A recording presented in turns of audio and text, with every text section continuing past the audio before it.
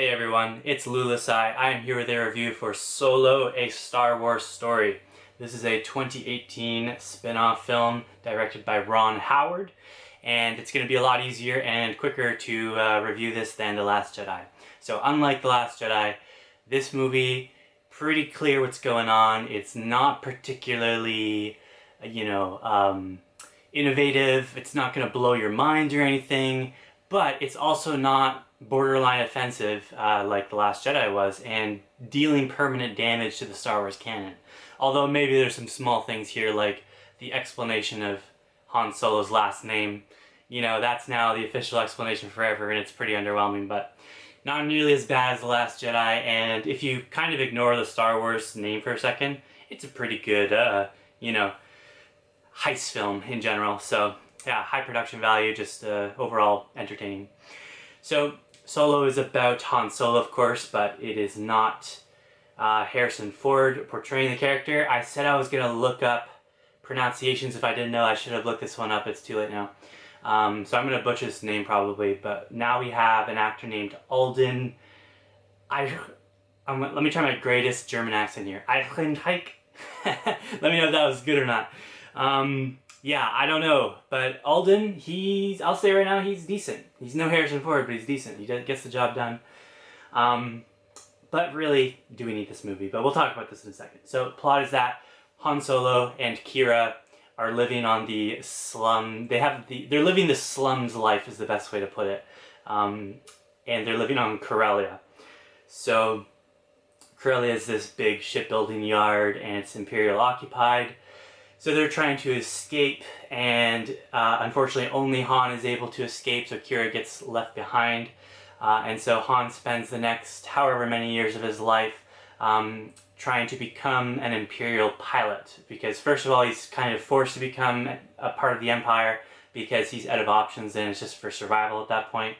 But his true motivation is not to be an ace Imperial pilot. He just wants to gain and hone his skills as a pilot so that he can eventually come back for Kira and take her away from Corellia, hopefully, is his plan. So, yeah, and so Han's training to be a pilot. However, he gets kicked out of the Imperial Flight Academy, and so he's made to be not a stormtrooper. Actually, funny enough, he's actually a mud trooper, I think is the official term, which is basically just a lower rank than stormtrooper. Apparently, stormtroopers are actually pretty elite in the Imperial ranks, so he's not elite enough to be a part of the legendary, amazing aimed stormtrooper corps. Instead, he's one of the mud troopers who's just like base level infantry. They have their face showing, all of that.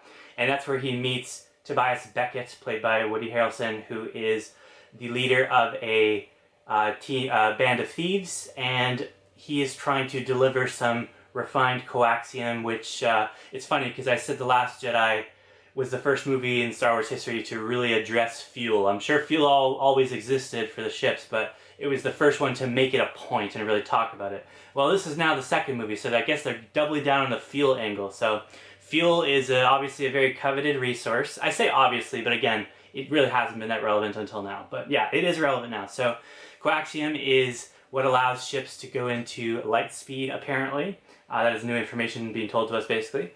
And so it's a very coveted resource, and Tobias has agreed to deliver a certain large amount to a Dryden Voss, who is working for the Crimson Dawn, which is a criminal organization. And the rest would just kind of be spoilers, and I've basically given the gist of it. So, yeah. So the purpose of the movie, it's, so you know how Rogue One, the purpose of the movie was to show how the rebels got their hands on the Death Star, the first Death Star's plans. Well, the point of this one is, I would say, even less relevant, even less consequential. The point of this one is to show how Han Solo meets Chewbacca, and that's kind of it. Actually, there's a second point. I forgot to put this in my written review. I'll make sure I put this after I'm done recording. One of the actual good points of this movie is that it does address the Han who shot first question that has been bothering fans for years now. If you're unaware, George Lucas basically changed a particular scene in the Mos Eisley Cantina in A New Hope, the original film, about 3 or 4 times. So he changed it more and more every time. to just whether or not Greedo or Han Solo shot the other person first when they were sitting across the table from each other, and that's just been a huge debate ever since. So this movie makes it pretty clear on its stance that Han does indeed shoot first. Towards the end there, he just straight up shoots first without letting the person finish their sentence. So I do like that. That's a good element. Okay, so positives. There's lots of great nostalgia. Okay, it is of course using it as a crutch, but hey, it's still, you know, it still gets me. I like Kira. So unlike Rogue One, I could say the one thing this film does better in air quotes than Rogue One is that some of the like newly introduced characters I like more than some of the newly introduced Rogue One characters, especially if you ignore the Andor series and just look at Rogue One as one thing by itself. I think Rogue One's way out of this one's league, don't get me wrong, but yeah, so I like Kira, I like Beckett, and Lando's not a new character, but Lando's portrayed really well in this too. So I like the side characters more. The actor for Chewbacca does a, you know, basically one-for-one job of mimicking the original actor. Yeah, because it is a new Chewbacca actor, if you did not know. And it's overall just high quality, very easy on the brain is a good way to put it. It's just mindless entertainment, and it's like, it's so irrelevant from Star Wars that I don't even like, I'm not even invested enough to be mad about it, you know what I mean? Like, Last Jedi is a mainline thing that is continuing the Skywalker story.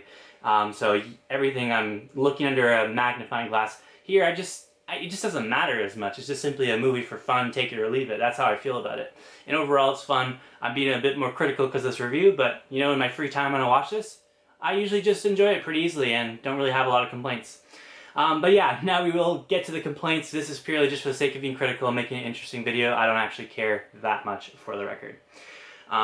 Which hopefully you don't think that I'm just making up... I'm not making up negative things for the sake of it. These are objective problems in my opinion, but I'm just saying that off camera, I'm a bit more chill. Okay, so negative number one is that this movie should not exist in the first place, and the reason for that is because Harrison Ford has aged out of his... Actually, that's not necessarily true. They could have done a story about an older Han Solo. I probably would have preferred that over this. So, but okay, so if you really want a young hot actor and Harrison Ford doesn't fit that anymore, then just don't do it at all. I don't think Alden did fine, to be honest. He did him kind of impressively okay, but he's no Harrison Ford. And if you can't have Harrison Ford, then you should probably just retire the role entirely and move on to something else. And also on that topic, not everything needs to be a Star Wars story. We don't need everything to be, you know, we don't need a constant factory of content coming out all the time, which they do with the series now. But before all those series came out, I think this was the first lesson for them that you need to slow it down a bit. Because this movie came out so soon after The Last Jedi. Yeah, which was not a good thing. So, yeah, and what else? I really don't like L3. Honestly, probably the number one problem for me in this movie, even when I'm casually watching this is a big deal for me, is L3. She makes so many inappropriate jokes. It is insane to think about. Okay, this word's gonna get me in trouble on YouTube. No, probably not. I think it's probably fine. For the record, I'm saying this in a scientific and anatomical way. L3, who is a droid, makes a clitoris joke. I never thought I would hear a joke like that in Star Wars, but here we are. So, it's not just that, though. She makes several inappropriate jokes that do not fit this movie at all. And yeah, I do not care for L3 in the slightest. In fact, the actor that portrays her, whose name is getting away from me right now, I don't like her as an actor in general. I saw her in the 5th Indiana Jones movie, and it was... is it 5th? Raiders, Temple... Crusade, Kingdom. Yeah, 5th, okay. 5th, yeah, in the 5th Indiana Jones movie, she was pretty annoying in that as well, so I guess her shtick is just being annoying. It's weird though, she probably has this... You know, this is a horrible thing to say, I'm so sorry. My theory is, she's probably the type of actor that someone like Kathleen Kennedy would like because they remind her of herself. It's like annoying people just get attracted to each other. I'm sorry, I shouldn't say that. I'm not insulting anyone formally, for the record. This is all just a joke. But yeah, I don't know why she was cast here. On the topic of characters, so I did like a lot of them. Beckett's crew, they're not that memorable, and the movie does not have a ton of emotion to it anyways. So I would say the most emotion this movie has is during the kiss scenes, weirdly. You wouldn't really think of kiss scenes when you think of Star Wars, but there's quite a few here, and they're done well. I don't mind those. Those could be here. But yeah, emotionally, I mean, there's not a lot going on here. I don't feel a ton when characters meet certain fates, just like Rogue One. I mean, not even really a spoiler to say that these Star Wars stories, they end a certain type of way, right? So, Val, and I don't even remember the other guy's name. He was like a four-armed guy. He's funny, okay? Don't get me wrong, he's funny, he's likable, but he's just not relevant enough for me to care. I honestly think, actually I don't want to spoil anything, never mind. Yeah, so more negatives. It's just not that original, it's not that inspiring, it's not that creative. It's just very safe, very bland, but at least it's not offensive. So I'm going to give, oh yeah, and also another negative for me is there's a very cool surprise cameo, fan favorite character towards the end. And unfortunately, you already know that plot line is going nowhere. So it's basically like it's going to be an unfulfilled promise, or more accurately, it's like the audience has been teased something that will never be fulfilled. So it just hurts the rewatchability even further for me. But even if this was my first time watching it, it was still kind of a strange scene, I'm not going to lie. It's probably very weird for people who have not seen the Clone Wars animated series, because that is the only way you're going to understand what's going on with that particular scene. So I'm going to give Solo: A Star Wars Story a 6 out of 10. I do think it's an above average movie slightly, if only because of the cast. Alden does a surprisingly decent job. Lots of characters that I like, and I like their actors too. Donald Glover, fantastic as Lando. So yeah, a lot of stuff to like about it. It's easy to digest.